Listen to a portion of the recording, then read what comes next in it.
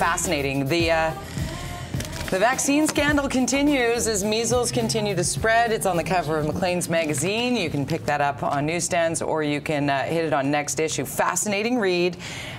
Pondering the question now as some doctors are coming forward and saying children who are not vaccinated against measles, mumps, and rubella should not be allowed, not only in schools, but also not allowed in doctors' offices. It's incredibly, there's polarizing arguments on both sides, as we've been talking about.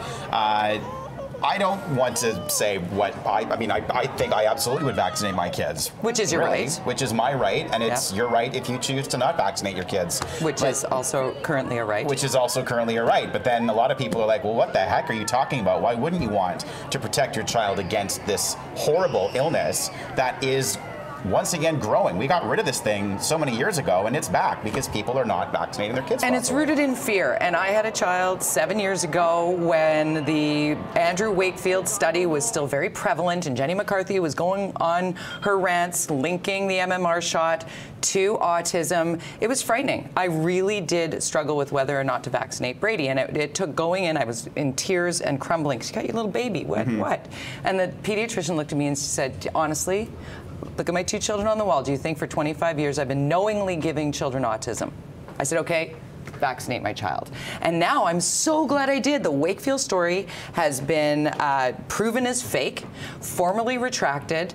The doctors involved have lost their licenses, and still yet the anti-vaxxer community are holding on to this study and saying it's true.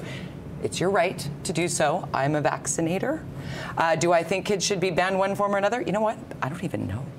I don't know if the doctors say it's best for everybody, if kids aren't allowed to go to school, if they had the measles, because you were just talking about how the measles linger in a room. Yeah, if you sneeze basically and you've got measles, I mean, it can spread so easily, like for minutes and even hours after you've even been in that area. So we're asking you this morning on social media, should unvaccinated kids be banned from going to school? And boy, oh boy, you have got an opinion on this. Wouldn't you say, Jody? I would say yes. Susan says they ban a whole school from having a nut on the grounds because possibly one child could be harmed.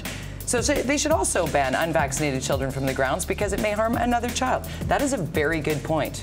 Next up, this is from Shannon. One of the greatest things about living in a free country is freedom of choice. When you take these freedoms away, it's a slippery slope to a place where even the most pro-vaccine person may not want to go. I think it's freedom of choice when it doesn't affect others. Little babies who haven't been vaccinated yet could die from the measles. This is the underlying argument here. Yes, 100%, especially to help protect those kids that, for whatever reason, health reason, chemo, can't get vaccinated and are especially at risk. That's from Dana. You know what's really cool is that we're going to actually have somebody who knows the details about this. Dr. Yvette Liu, family physician, is going to be on coming up at 7:40 to give us the facts. Because it's a very passionate debate back and forth. There's no right or wrong when it comes to those of us who just have an opinion.